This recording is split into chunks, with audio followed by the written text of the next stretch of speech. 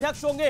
मेरे साथ कई मेहमान जुड़ रहे हैं बात करने के लिए। मेरे साथ गौरव भाटिया बीजेपी के प्रवक्ता हैं, उनका अभिनंदन है। सोहेल सेठ जाने माने लेखक हैं, उनका अभिनंदन है। मेरे साथ नासिर हुसैन है, member of parliament Congress party के, उनका अभिनंदन है।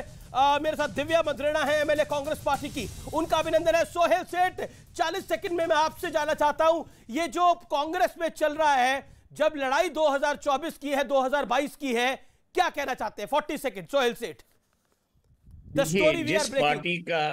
जिस पार्टी का राष्ट्रीय अध्यक्ष चुनने में इतनी चुनौती है, तो इलेक्शन खाक जीतेंगे। ये उनकी रणनीति है, यही स्ट्रैटेजी है। एक जो सर्कस चली आ रही है, जैसे आपने भी सही कहा, रोज कोई ना कोई नया चेहरा आता है और कोई पुराना चेहरा गिरता है। तो मेरे ख्याल में सबको बोल देना चाहिए कि देखिए, जो गांधी परिवार, जिसको गांधी परिवार चुनेगा वही अध्यक्ष बनेंगे। ये इतना नाटक करने की क्या जरूरत है? आपका भी टाइम वेस्ट हो रहा है, हम लोग का भी टाइम वेस्ट हो रहा है। आपको भी इतनी इन्वेस्टिगेशन करनी होती है और इन्वेस्टिगेशन से कुछ होगा है नहीं। ये तो परिवार ही डिसाइड करेगा। ये पूरा जो ढोंग रच रहे हैं, ये ढोंग कांग्रेस के लिए हावी पड़ेगा और मेरा यही कहना है कि कांग्रेस इससे सबसे ज्यादा हारेगी। जी, दिव्या मद्रेना, आज अशोक गहलोत कह के आए हैं मैडम सॉरी, लेकिन नंबर गेम में अशोक गहलोत बहुत आगे हैं। क्या सचिन पायलट का अब मुख्यमंत्री बनना असंभव हो चला है? देखिए, आप इसको सिर्फ मुख्यमंत्री की कुर्सी के इर्द गिर्द घुमा रहे हैं। मैं जोधपुर से आती हूँ, मुख्यमंत्री जी स्वयं जोधपुर से आते हैं। मैं उनको कम से कम 35 साल से जानती हूँ। एक बहुत ही शिद्दत से उन्होंने राजनीति करी, मंझे हुए खिलाड़ी हैं, गांधीवादी सिद्धांतों को आत्मसात किया, कांग्रेस के प्रति उनकी निष्ठा रही। आज जब मैं उनका वक्तव्य देख रही थी कि बहुत दुखी भन से जो घटनाक्रम हुआ और उन्होंने कहा, मैडम को माफी मांगी, ये जी नादा की दोस्ती जी का जंजाल, ये 3-4 व्यक्ति के इर्द गिर्द की कपट था, आज उन्हें शिखर से 1 मिनट में नीचे लेकर आ गई। सांप सीढ़ी का वो खेल कि अगली गोटी आप 100 पे पहुंच रहे थे और आप बिल्कुल 0 पर आ गए।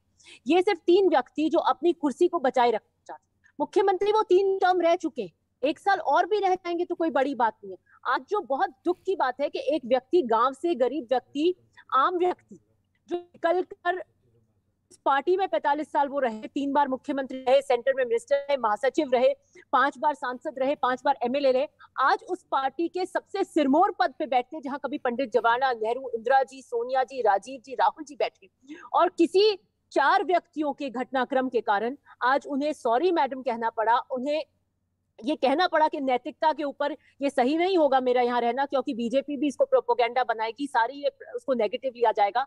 आज 20-22 साल बाद, 98 के बाद, बार बार आप कहते हैं एक परिवार के इर्द गिर्द हमारी राजनीति घूमती है, नॉन गांधी क्यों नहीं होता, नॉन गांधी क्यों नहीं होता। हम नॉन गांधी देते हैं तो आप कहते हैं ड्रामा मत कीजिए। मुझे लगता है गांव का व्यक्ति इतनी लंबे राजनीतिक सफर कर सिरमौर को बीजेपी ने थोड़ी बोला हटाने के लिए, वो तो खुद वापस हुए ना, या सोनिया जी ने उनको वापस कर दिया?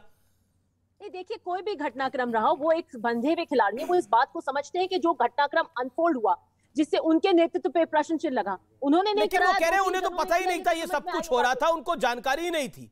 ये विधायकों की भावना थी। 90 विधायक साथ चले गए, इस्तीफा दे दिया। आज भी विधायकों ने बोला कि सचिन पायलट कबूल नहीं है, चुनाव में जाना कबूल है। मैं यही कह रही हूं कि जो घटनाक्रम हुआ, वो उन्होंने इस बात को स्वीकार किया कि चाहे किसी ने भी किया हो, लेकिन आक्षेप और प्रश्न चिन्ह मेरी लीडरशिप पे लगा कि मैं मुख्यमंत्री की कुर्सी को रखना चाहता हूं, मेरे कारण हुआ है, मैंने उसको या तो सॉल्व करने में मेरी अक्षमता है, और मैं नैतिकता के ऊपर नहीं लड़ूंगा। क्योंकि आज अगर वो एक बनकर आए तो बीजेपी इसको प्रोपेगेंडा बनाती, एक दिन पहले धक्का बताया, चाहे उनके कारण उनके कांग्रेस बीजेपी से डर रही है अपने अध्यक्ष को बनाने में, इसलिए ये लिया मैं। लेकिन बहुत दुखद दिन है, और आज भी मैं ये कहती हूँ, वो व्यक्ति जो प्रेस कॉन्फ्रेंस करके इस तरीके से कर रहे हैं, उन्होंने उनकी मिसकैलकुलेशन, उनकी ओवर स्मार्टनेस, उनके जो ब्लू आई बॉयज थे, उन्होंने सिर्फ अपने स्वार्थ के लिए आज एक व्यक्ति की पूरी जिंदगी की पूंजी को दांव पे लगा दिया। आज उनको माफी मांगनी पड़ी, पीछे होना पड़ा, नहीं तो वो सर्वोच्च पद पर जाते। राजस्थान जो आज लोकसभा के अध्यक्ष है, राज्यसभा के अध्यक्ष राजस्थान से, आज राजस्थान गौरवान्वित करता कि पंडित जवाहरलाल नेहरू की उस कुर्सी पर जोधपुर का एक व्यक्ति बैठता। इसलिए मुझे लगता है बहुत दुखद है। और ये जो व्यक्ति आज भी बयानबाजी कर रहे हैं, मुझे लगता है मुख्यमंत्री जी आएंगे, इन पर अंकुश लगाने का काम करेंगे, क्योंकि उन्होंने बहुत कुछ खो दिया। उन्होंने इंडिया टुडे पर एक दिया था जो पहले लेख। बड़ी खबर, एक और बड़ी खबर आ रही है। लगातार पल पल घटनाक्रम बदल रहा है। सोनिया गांधी से मुलाकात में सूत्र दावा कर रहे हैं कि अशोक गहलोत ने बोला, मैडम मैं अपना पद त्यागने को तैयार हूं, लेकिन मेरी निष्ठा पे शक मत करिए। मैं निष्ठावान कांग्रेस का सिपाही हूं। मैं गांधी परिवार के लिए हमेशा खड़ा रहा हूं। मेरी निष्ठा पे शक न करा जाए। मैं अपना पद त्यागने को तैयार हूं। जो आप आदेश देंगी उस आदेश को सर माथे लेके जाऊंगा, यह कहा है अशोक गहलोत ने। तो अशोक गहलोत ने आज मुलाकात में बहुत कुछ बोला है सोनिया गांधी को। बाहर आके उन्होंने उस बात को कहा भी कि मैंने मैडम सॉरी बोल दिया है, मैं पद त्यागने को तैयार हूं, लेकिन गांधी परिवार की तरफ मेरी निष्ठा पे कोई शक ना करे। अंदर खाने ये बात हुई है। गौरव भाटिया, ये मिडनाइट ड्रामा नहीं है, ये मिड डे ड्रामा है। जिस तरह से घटनाक्रम तेजी से बदल रहा है और बीजेपी इशू ना बनाए, इसलिए यह पूरा खेल खेला जा रहा है। अमीर जी देखिए, ये कहना गलत नहीं होगा कि कांग्रेस पार्टी एक समय में चादर की तरह थी, पूरे देश को समेट लेती थी, और फिर गांधी परिवार का एक 51 साल का नेता आया और वो चादर रुमाल हो गई, सिकुड़ गई। अब उस छोटे से रुमाल से कांग्रेस पार्टी अपनी इज्जत छुपा रही थी। अशोक गहलोत आए, वो रुमाल लेकर दौड़ गए। ठीकरा किस पे फोड़ रहे हैं? हम पे। आज बड़ा सवाल ये है कि कोई मुख्यमंत्री सॉरी मैडम बोल रहा है। आप सोचिए, राहुल गांधी ने तो ऑर्डिनेंस फाड़ दिया था जो प्रधानमंत्री और कैबिनेट ने पारित किया था, तब भी राहुल गांधी ने सॉरी नहीं बोला था। तो ये क्या है? ये कहना गलत नहीं होगा कि अशोक गहलोत के लिए गद्दी भी गई और इज्जत भी गई, और बदलापुर चल रहा है। सोनिया गांधी जी को बदला लेने की आदत है। उन्हें लगा कि अध्यक्ष मेरी बात नहीं मानी मुख्यमंत्री ने, अब मैं तुम्हें दिखाती हूं कि तुम्हारी हैसियत क्या है। लेकिन इस सब में जो राजस्थान की जनता है ना, वो त्रस्त है, वो दुखी है। वो भारी मन से कह रही है कि भैया, जो चाटुकार ढिंडोरा पीट रहे थे अमीर जी थोड़े दिन पहले कि देखिए आंतरिक लोकतंत्र देखिए, अरे सब अचंभित थे। ये कांग्रेस के चाटुकार जो बिना पूछे डीपी नहीं बदल सकते अपने ट्विटर अकाउंट की, ये अध्यक्ष कैसे बदल देंगे? और लेकिन बात सामने आ गई।